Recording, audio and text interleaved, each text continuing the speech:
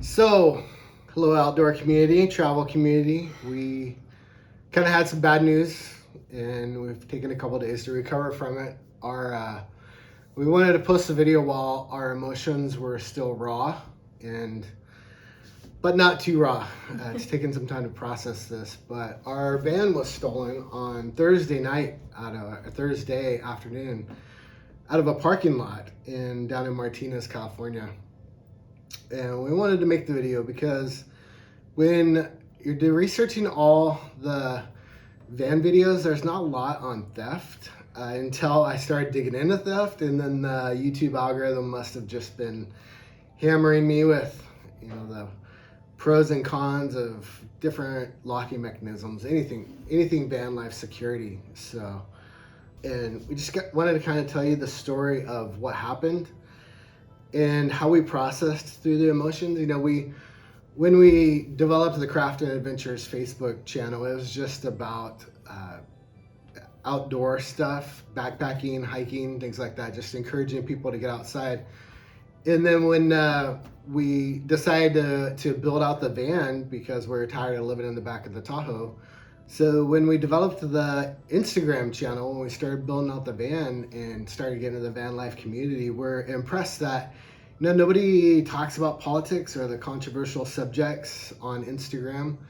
And we're definitely not going to be talking about politics over here, but we are going to talk about a little bit about our faith because Jennifer and we're both Christians. We're Foursquare. We're part of the Foursquare denomination.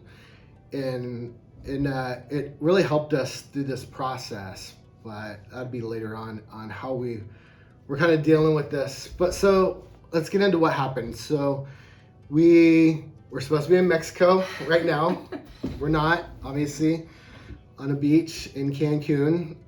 We were traveling down to the San Francisco airport where we're going to catch a flight on Friday morning to fly out to Cancun. And we had planned it that on the way down, we were going to stop at the John Muir National. It's like a national monument. Or historic site. National historic site. We've been trying to tick them off on we have a push pin board that we've been trying to go see since we got married. And so this was just going to be one that we tacked on for the fun of getting our vacation started. Yeah.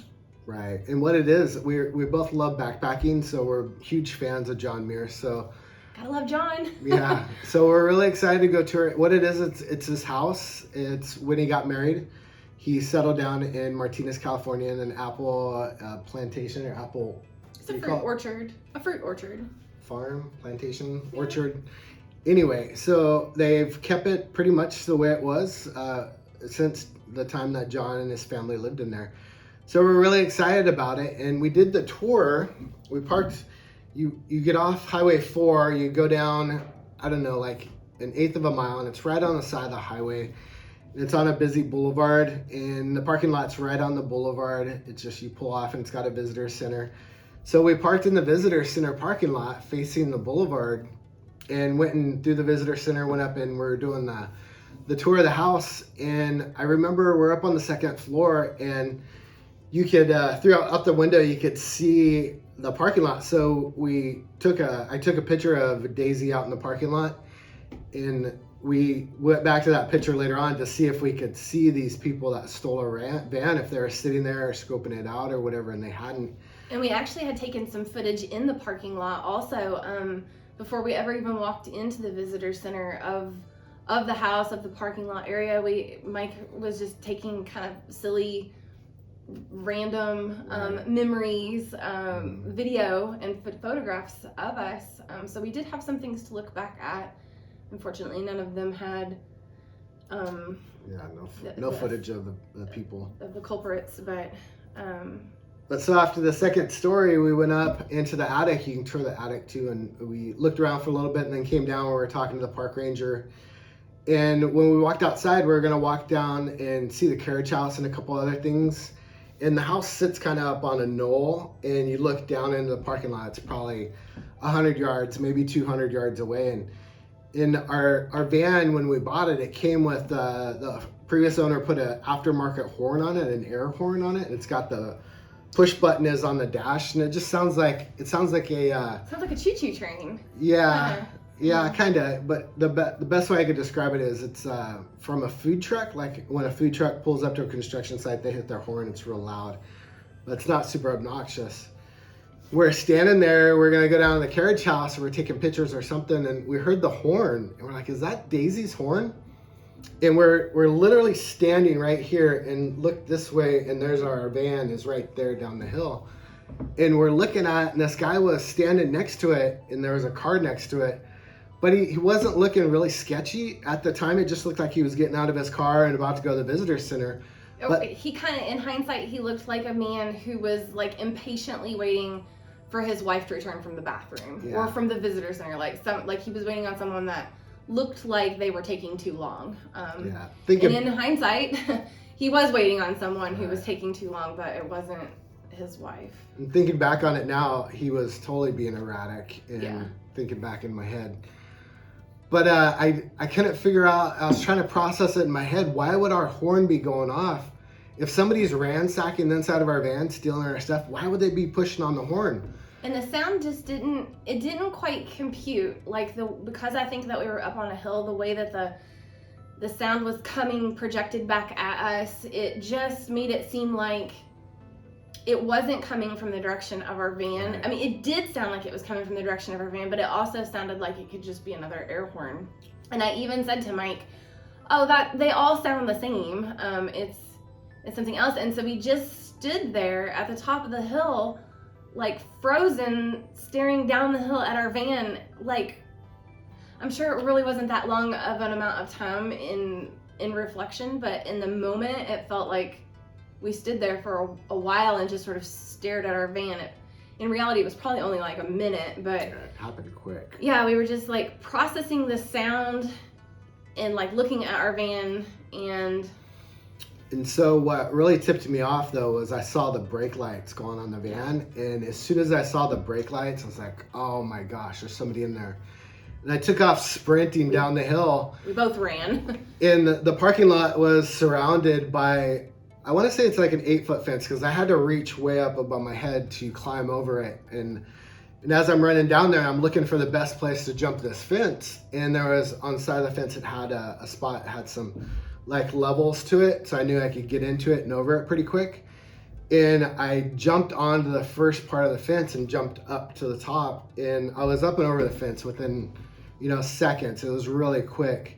And by the time I landed and my feet hit the ground though, the follow car, the gray car that was next to our van, he had sped out, and then the van had sped out too. So when I hit the ground, I took off running towards them. They're going towards the freeway, and they jumped on the freeway and they were gone. I was on the phone with 911 as soon as I could and telling them what happened, where we were, what the color of the van was, everything, all that stuff. And then I look next to me and Jen's behind me, and I'm like, how did she get over that fence so quickly? And he had literally missed the big red. I mean, your brain gets flooded, in these moments, but literally at the bottom there was a door, a push door, and it was marked red, exit, really loud. So stupid. And I realized that. He injured himself pretty good.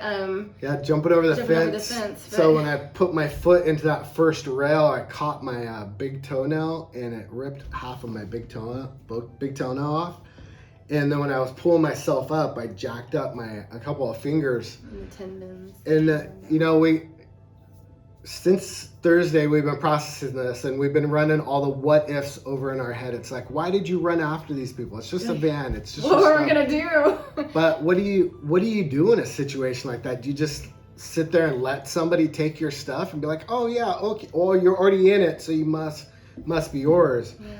But in my head, what I processed was the guy was looking really nervous. He was. And even though he looked like a bigger guy, and obviously there was 2 of them in there, I figured if I ran up on them that I could scare them off, that they would just like scatter like cockroaches. But we just couldn't get there fast enough. I mean, We were both running. I don't really know what I thought I was going to do, except for I played it over my head. Like, I may have may have thought to have gotten a photo, but I just really can't be sure. But we did the very best thing that we could do.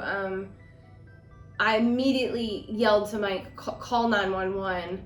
We knew that the police would be our very best option. Yeah, no, I was on the phone with the cops as I was running. I was dialing 911. But anyway, so City of Martinez Police shows up. Officer Aroni. He's amazing. Yeah, a great guy. He showed up, and within 5 minutes, we didn't even. We walked back into the visitor center and asked them if they had video cameras on the outside. And by the time that conversation took place and turned around, Officer Aroni was there, and he took our statement. And I tried to stay calm. I didn't want to flood him and ask him all kinds of questions and be like, "Go get him! Go! Why aren't you chasing him?" or anything like that. I was just like, I've had a traumatic experience. He's there to do a job. The best way that I'm gonna help this guy is to calm down and speak to him slowly. Clearly answer his questions. Yeah, and give him all the stuff that I want that's pertinent, not any stupid questions. And he was great. And by the time we finished the report, he finished the report. Now, it took 20 or 30 minutes. And Jen mentioned to me, she's like, "Oh my gosh, I'm cold." And she's like, "I don't even have a jacket." I had nothing. In my hands, I was wearing blue jeans, a t-shirt. I had a pair of sunglasses because when we left the van, it was sunny. I had my cell phone and I had the brochure that they gave me for the house. And that was all I had with me. And so when you said that, it kicked into my brain. It's like, oh my gosh, we're homeless and we're carless and we're 7 hours away from our home. What in the heck do we do? What are we gonna do? And it was past 5 o'clock at night. So I'm like, okay, what are the necessities? So like my backpacking skills kicked in. They were like, it was like, okay, you need shelter, you need food, you need, all that, the necessities. And I knew I still had my wallet, my credit cards, things like that. And we both got online. She canceled her credit cards. And then while we're thinking about it, I started searching for rental car places. I'm like, okay, number one, there's for sure got to be an Uber somewhere. I have my credit card. We can get an Uber. We can get a hotel room. The basics are covered right there. And then the next step was, well, instead of an Uber, why don't I get a car? So I was looking up at a rental car company, and it was after 5 o'clock, man. They were all closing. So one of them was staying open over by a little airport in Martinez, and after Officer Aroni took all of our information, I asked him, it's like, "Hey, do you think you can give us a ride to this rental car place?" And he said, yeah, he had to call it in or ask permission or something, but he said it was no problem. So he started taking us over there, and it was a quiet car ride. It was probably only 10 or 15 minute long, maybe 20 minutes, I'm not sure. We weren't in the car for very long, and people who know me really well know that I am not especially like a crier, so far as like women go. I'm not like hysterically emotional or like a huge crier, but I think that we were both just kind of like crying on the freeway, or we were just shell shocked. Yeah. And I like in the parking lot, I just felt like numb, like a person who's had like legitimate trauma shock, like all of the things that are playing through your head, like what needs to be canceled, what needs to transpire, like how are we gonna turn in certain things, like and just processing that you saw it happen right in front of you was crazy to process. And I think the fact that I was kind of like numb, shocked feeling, plus I was actually like physically cold. It had snapped off and it was chilly, and so like I had this like adrenaline rush, and as that was starting to come down and wear off, I was starting to feel cold. And also I work for a church, and my life has been relatively vanilla. I've never been in the back of a police car before, and I hoped to never be in the back of a police car. And so it was like a really humbling but kind of like traumatic experience for me to sit in the back seat. I'm not sure how I got to be the one that sat in the back seat. It was small, it was cramped, and I looked over and we were on the highway, and I don't like traffic, and I'm a terrible passenger driver, which Mike can attest to. And this police officer, I love him, he was the sweetest guy ever, but I'm just by nature quite terrified of traffic, and it is now rush hour traffic, and he's doing an amazing job with his driving. I have no critique over that. It was just, for me and everything that I had just been through, it was scary. And so I was trying not to look up, and I was trying not to focus on things whizzing by, but I looked up and there was a car that had driven by, and a lady, like a passenger in another car, was staring at me, and then I could see that she was laughing, like she was like making fun of us in this police car, like she thought that we had done something wrong. And I think I even said to Mike, I was like, that woman thinks that I've done something wrong, and you're arrested. And it was just, you know, in the moment, all the things add up, and it was just one of those things that had come to me, and I started crying a little bit, and you know, the whole entire time I'm praying, and I'm just thinking, they're gonna find it, everything's gonna be okay, we're still gonna get to go on our trip, they're gonna recover our things. Like, we had taken some security precautions, and to this minute it didn't ultimately end up saving some of our stuff, but I'm still super grateful.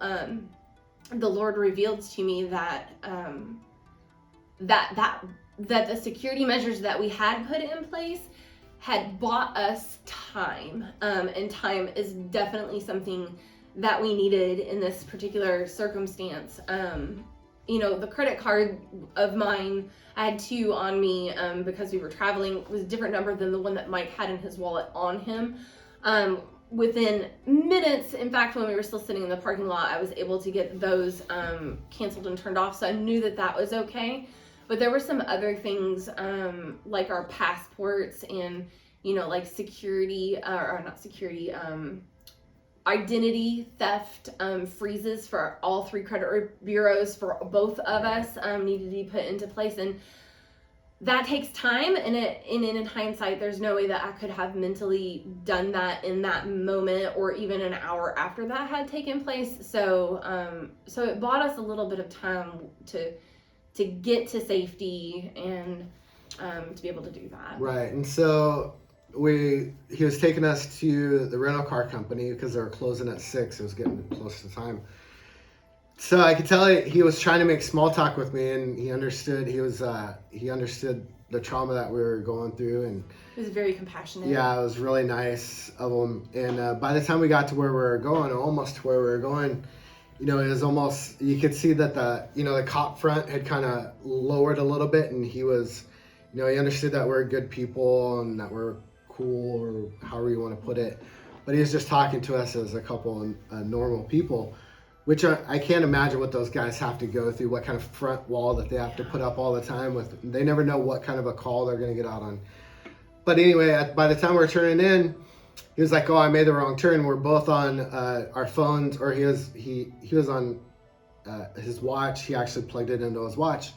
I had it on my phone, and he's like, "Oh, I made the wrong turn." So he was doing a U-turn in this industrial area. And he had stopped, and we were waiting for the light, and you could tell he was going to turn left, or we needed to turn left. But then you kind of saw his face kind of glass over a little bit, and I could tell immediately that he was listening to his radio in his ear, that something had happened there, you know, that he got some information. And I felt him jerk the wheel the other way, and it like my gut dropped. I was like, "They found the car. I know they did."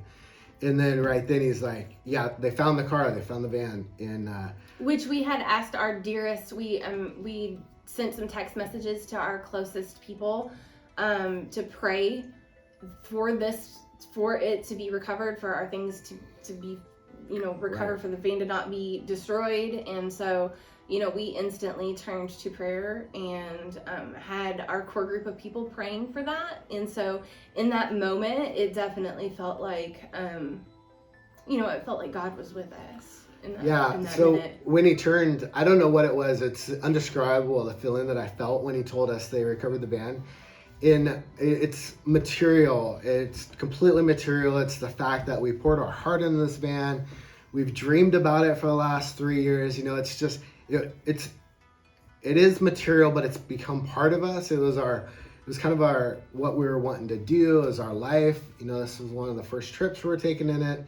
It was like a violation. It was like our safety, and it was uncontrollable tears. As soon as he said that, I even started crying. I'm like, oh my God, why am I even crying right now? But it was just such a sense of relief that fell over me. Or like, all right, well, we got the van back at least. So he took us to where the van was. It was running on the highway, just a little ways up from the exit that we were at, that the John Muir was on.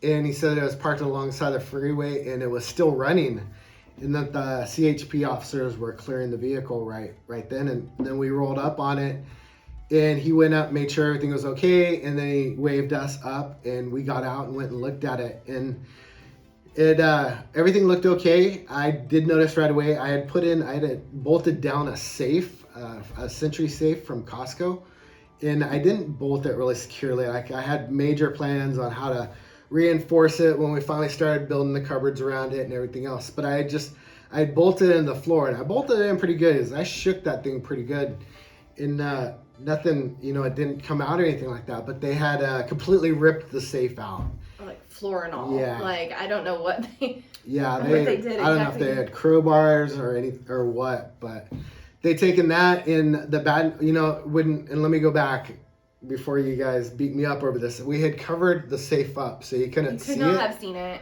The only thing I can think of is that I had 2 backpacks in there, and I can't remember if the backpacks were in plain sight or not. They like looked in the windows and saw the backpacks, and that's what they wanted first.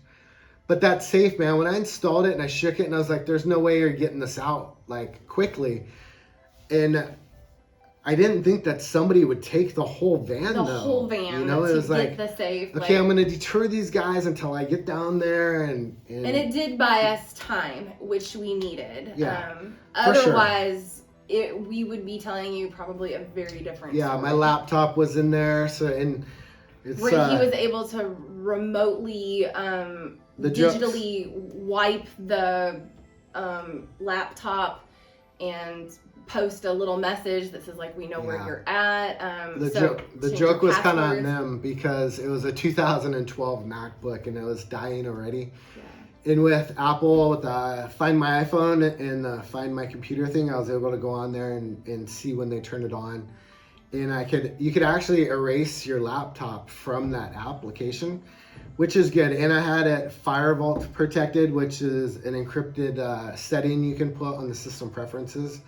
So there's no way that they were getting our information off there. At least I think I turned that Firewall on. I'm hoping that I did. And I have a password on my account, so it was locked. If they enter it so many times, it erases it anyways. And we still went and changed all of our passwords. All that our would passwords, make any difference. It was super annoying, but it was helpful that it was super easy to do. And we put, the credit freezes on all 3 bureaus on all, and we have, LifeLock, and so we have multiple things in place to help to guard. I know no identity theft is perfect, but you couldn't against it, but we couldn't do that in the minute. We couldn't do that in the moment. We couldn't do it where we're at. We parked in a parking lot to try to see if there was anything else that they had taken, because let me tell you, we were on our way to the airport for Cancun, so there's 2 full suitcases. There was 50-pound suitcases, not little suitcases, for overpacked. Weeks worth of vacation. There was 2 backpacks in there. There was my DC to DC charger was in there. Your tool bag. Yeah, I had a tool bag in there. There was a whole bunch of stuff that they didn't take. It was crazy. They just took one backpack, my laptop bag, and they took that safe out.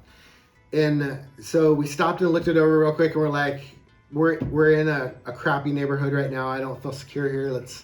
Our ignition column is completely broke. Stripped. They had punched the passenger side door lock and opened it up, and then they tore the ignition column off. And the reason why our horn was going off is because they took some pliers onto the thing that you insert your key into, the ignition cylinder, and they were wrenching on it, and it looked like that they were just hitting that horn every time they were trying to wrench the thing to start it. But I'm amazed at how easy it was for them to do it. And because we looked at, like I said in the beginning, we had taken we had footage of the parking lot from right when we very first arrived, before we walked into the visitor center.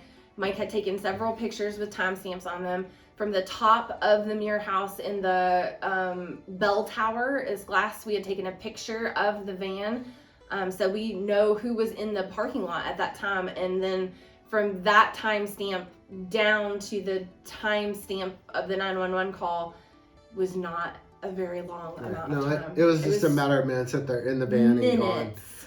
But with the cylinder broken like that, we weren't sure if it shut off, if we shut it off, if it was going to start again. So we're like, we need to drive and get to a safe place, a hotel room.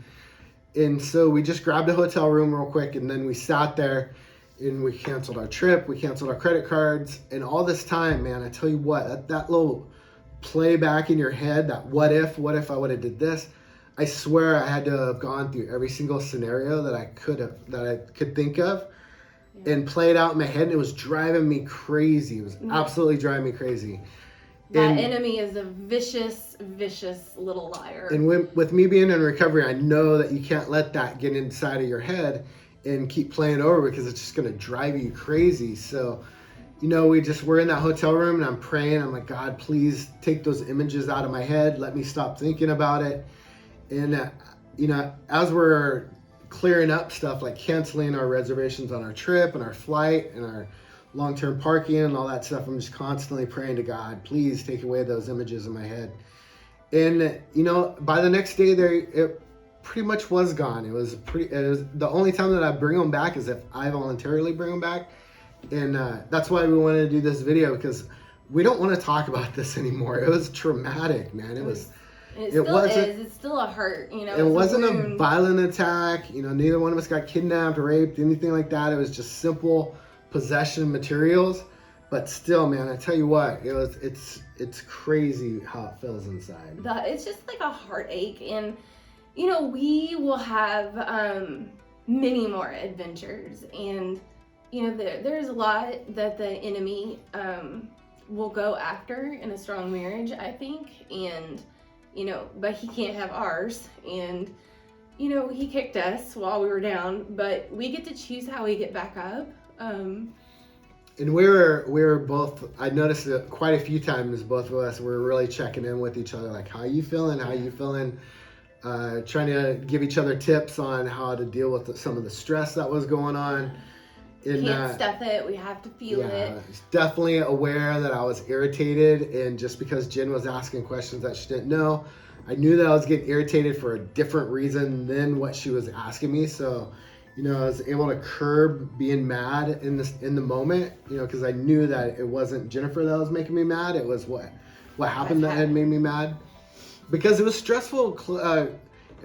Trying to call Mexico, trying to get to the hotel, trying to get the reservations canceled. Is if we didn't cancel them by a certain time, we weren't gonna be able to use the trip insurance that we bought. We were literally gonna fly out Friday at 5 a.m. But we just kind of wanted to talk to you guys and tell you what's going on, because we've been getting 1,000 million questions, and it's every time we have to answer them, or every time that we have answered them, it's just bringing up and putting salt in that wound every time again. And like I said, we wanted to give you guys some tips on what we went through, how we dealt with some of the things. Obviously with our faith, helped us out quite a bit. But something that we didn't realize is booking with the credit cards or buying the trip insurance was a blessing in disguise all in itself, because we had been out thousands and thousands of dollars. Thousands and multiple thousands of dollars on this trip. And we spent for $300 in trip insurance, it saved us all of that money. And for the stuff that we had, we're insured both through the van and through our homeowner's insurance. And it didn't quite pan out. The stuff that they stole was just under $1,000. But the good news is that we used our city Costco card, and city card actually will reimburse you for thefts on any purchases that you had made 120 days in the past, or up to 120 days.